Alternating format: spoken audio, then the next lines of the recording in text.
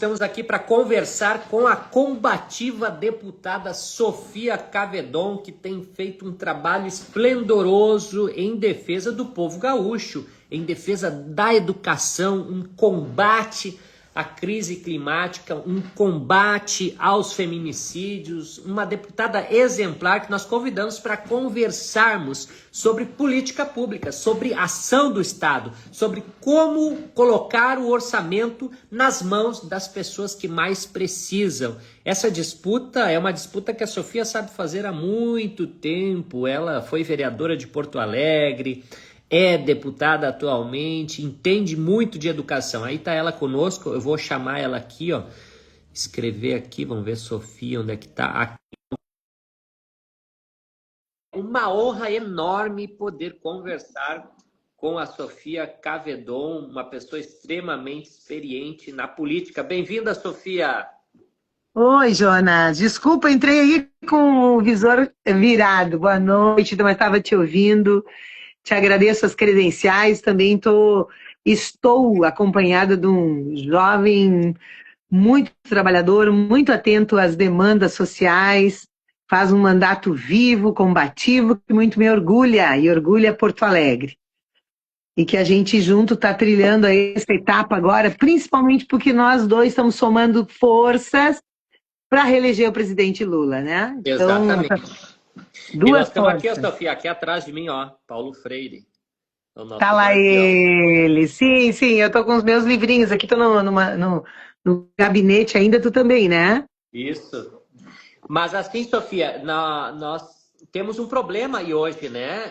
O tribunal julgou improcedente uma ação direta de inconstitucionalidade que era para fazer justiça com os professores do Estado. O Leite e o Gabriel criaram uma parcela, né, dentro do salário, ali com todas as vantagens dos trabalhadores, e enquanto essa parcela não digamos, diluída ao longo do tempo, eles nunca vão receber reajuste salarial. E o tribunal, que eu fico indignado, sabe? Porque o judiciário tem um orçamento muito bom e tem salários bons. E eu sou favorável aos salários bons. Só que essa decisão é uma decisão injusta com os professores que têm um dos menores salários de carreira de Estado. E isso é uma coisa pública, é um senso comum, não é uma coisa nossa. Tu é professor, eu sou professor da bolha. A sociedade sabe que o professor estadual está ganhando pouco. E o aposentado, pior ainda. Aí os juízes avaliam isso sem olhar o contexto todo de desmonte proposital que o governo fez, o governador Leite. Se fosse um governo com pouco recurso, mas não é. O Lula, por 3 anos, ele congelou a dívida. Quer dizer, tem recursos hoje, não é um cenário caótico. Então, eu queria que tu pudesse explicar para nós o que aconteceu, a luta que está sendo feita, travada, e que envolve todo esse debate contra as privatizações, sequestro do dinheiro público para o privado, e isso envolve, consequentemente, a ideia que a gente tem de sociedade, que é uma sociedade mais justa e que, inclusive, possa combater essa crise climática, outro assunto que a gente quer tratar aqui, porque hoje alagou muito, ontem alagou muito e vai vir mais chuva de noite e isso afeta todos nós. Jonas, eu acho que tu começas com um tema muito duro para o funcionalismo estadual, porque nós nunca tínhamos visto um ataque dessa maneira no ganho, no salário de servidores e servidoras. Eduardo Leite, vocês se lembram, e aí tá aí o nego falando que a mulher dele é professora do Estado. Eduardo Leite fez a campanha para ganhar a eleição do Sartori, dizendo é só levantar a bunda da cadeira, nós vamos resolver tudo, e ganhou a eleição dizendo que ia resolver o que era? O parcelamento de salário. Então, os servidores, servidoras já vinham com salário parcelado e atrasado por 2 anos do Sartori. Isso botou todo mundo endividado. Aí Leite manteve 1 ano ainda o parcelamento, valorizando para criar o caos e dizer que tinha que mexer na carreira. Então, em 2019, no final de 2019, ele dá um golpe na Previdência no final do ano. Tem uma greve histórica do magistério, fortíssima. não seguramos o fim de ganhos de previdência todos, e o fim dos avanços, e os ganhos da previdência, porque ele acabou dividindo, porque os dois projetos eram mexer na carreira, que terminava com qualquer avanço, e terminava com a incorporação de tudo na previdência. E aí ele conseguiu, no final de dezembro, a maioria na Assembleia, e eu preciso dizer que a gente votou contra, a gente lutou, votou contra, sempre são assim, 13 votos contra, ali aumentamos um pouquinho, porque deu algum da base do Leite que votou contrário. E mesmo os caras da oposição que se apresentam hoje com o Zuco, votaram a favor, hein? Atenção. Terminaram com os ganhos de aposentadoria, previdência e aumentaram o desconto dos aposentados e aposentadas que passaram a pagar a previdência a partir de um salário mínimo, pagavam acima do teto do INSS, com fisco previdenciário. E aí, no final de janeiro de 2020, no mês depois, quando os professores estavam recuperando as aulas da greve, quando receberam 0 de salário, ou pouquíssimo salário, porque ele descontou todos os dias. Daí, no final de janeiro, chamou uma extraordinária e botou em votação o fim da carreira e criou esta parcela da irredutibilidade. Ele é cínico, ele chamou de irredutibilidade. O que ele botou nesse pedaço do salário? Ele botou os triênios, aqueles 5% que a cada 3 anos tu ganhava para te estimular na tua carreira. Então, quem tinha 15%, que era 9 anos, e os aposentados, que tinham os triênios de uma vida inteira, também entraram nisso.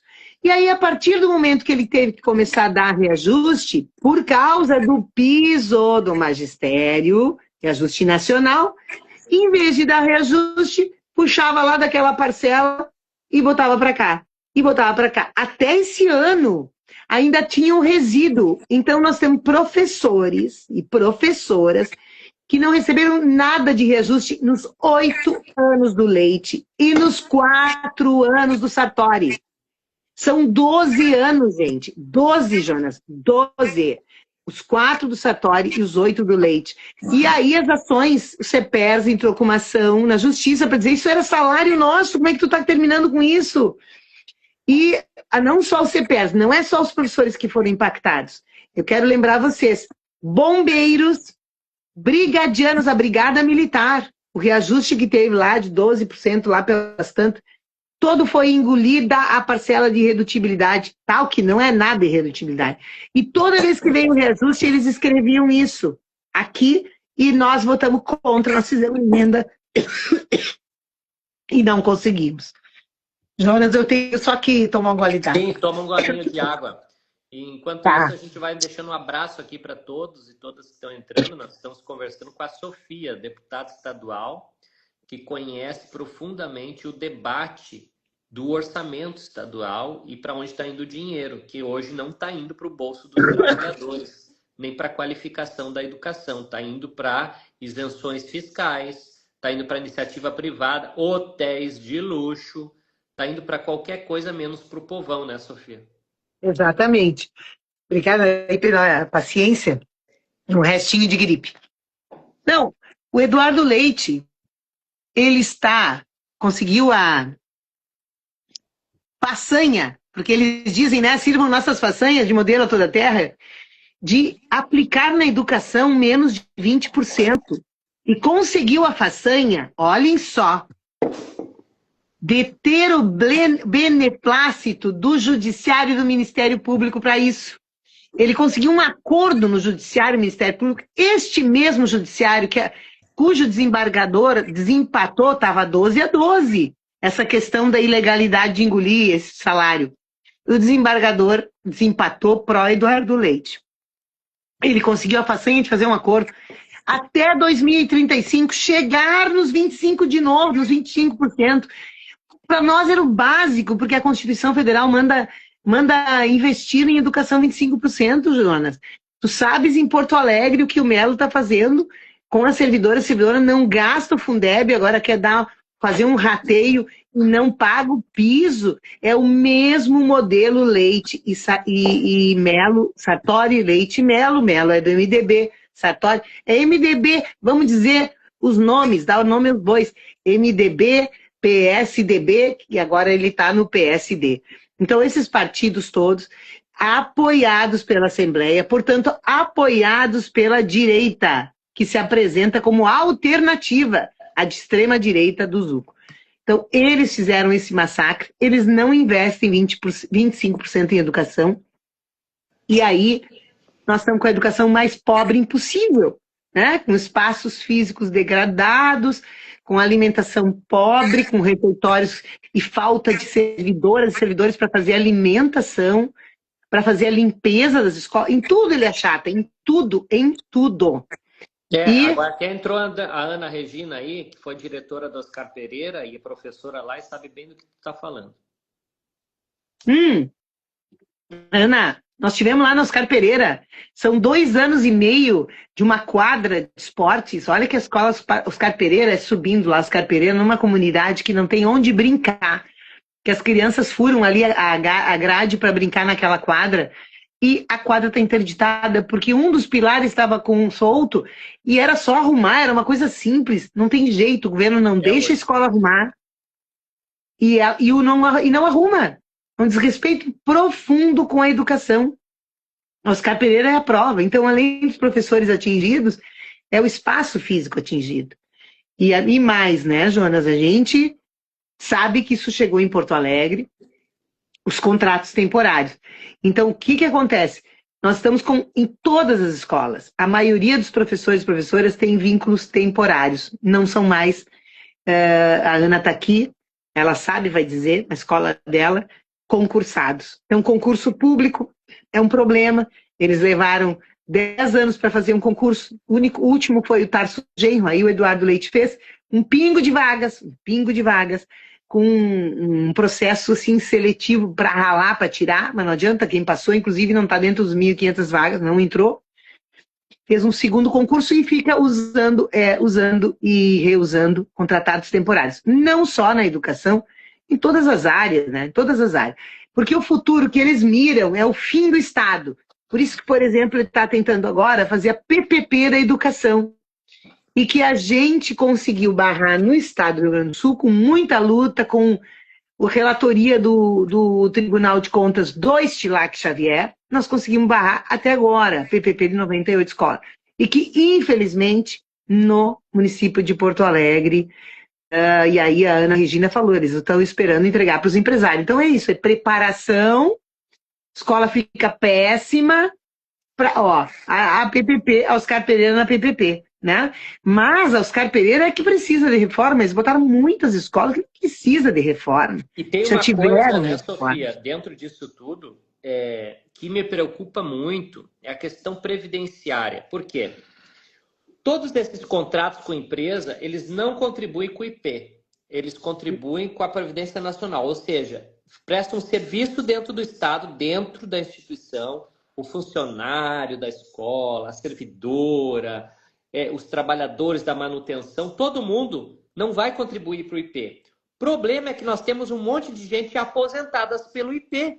Quem é que vai sustentar o IP? Ou seja, o programa PPP, Escola Bem Cuidada, no caso da Prefeitura de Porto Alegre, e esse do Estado que vai pegar 98, ele, na verdade, mira quebrar o IP. Quebrar a previdência própria do Estado. Porque como é que tu vai ter uma massa de aposentados no futuro e tu não vai ter gente inativa? A minha preocupação hoje em Porto Alegre, por exemplo, o Previmpa, é enorme, porque hoje já tem metade de aposentados e metade da ativa. O correto era 2-1, pelo menos 2-1. 2 professores trabalhando na escola e um aposentado, que daí o que recolhe desses vai sustentando o aposentado e depois que esses forem aposentados, esses 2, tem que ter outros para... E isso está ficando, esse cálculo não está mais fechando nas previdências do Estado, seja município ou Estado do Rio Grande do Sul, e nós vamos ter um caos no futuro.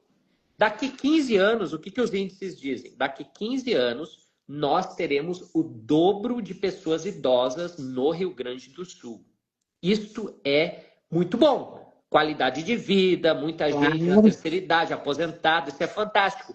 Mas o Estado precisa pagar essas pessoas. Para isso, ele precisa fazer concurso público. Ele não pode ter contrato, porque o contrato, muitas vezes, gera calote. Tu sabe do que eu estou falando, porque tu, como vereadora, ajudou nós em várias lutas dos terceirizados da prefeitura. As empresas são laranja, fictícias, não recolhem fundo de garantia, não recolhem férias e não recolhem a previdência e decretam falência. Fica uma dívida. Hoje, a Previdência Social do Brasil tem uma dívida de mais de 100 bilhões de reais. É impagável, porque são massas falidas e empresas que não recolheram.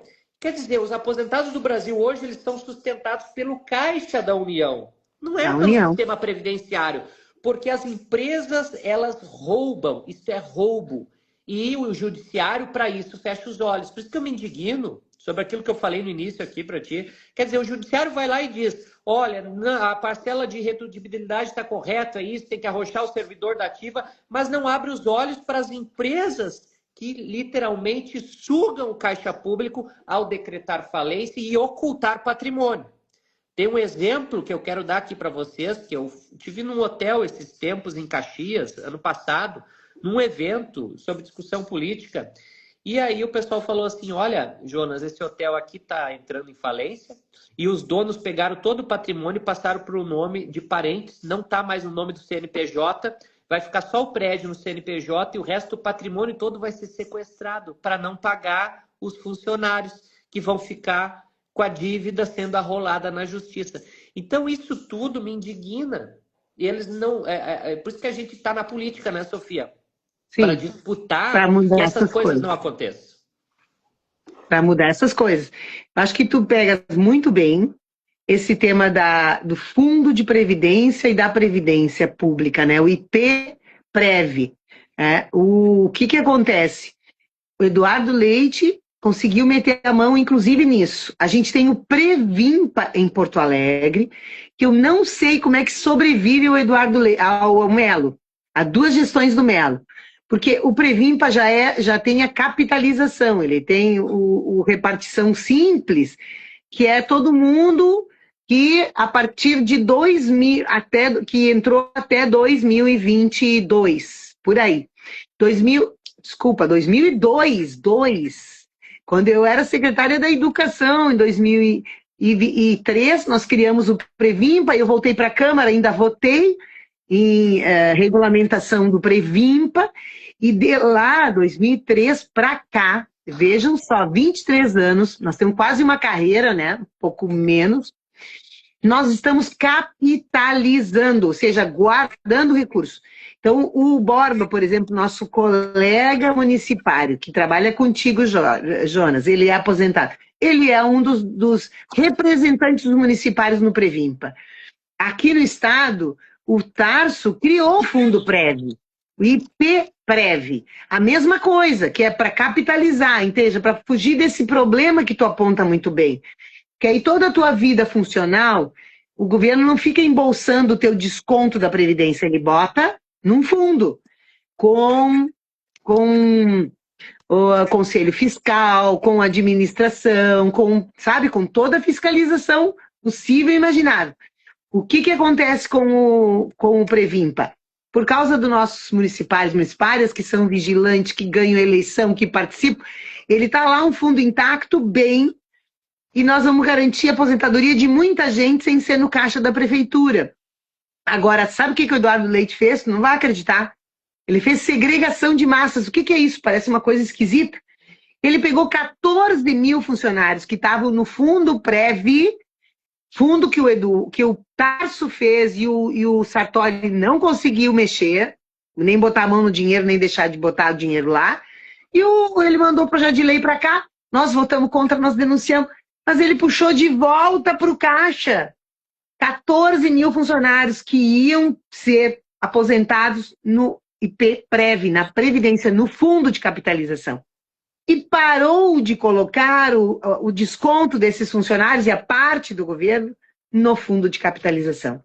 Então, essa é mais uma sem vergonhice que ajuda a esconder essa falsa, essa imagem que ele vende, que ele botou equilíbrio fiscal no estado do Rio Grande do Sul. Quanto equilíbrio fiscal, coisa nenhuma.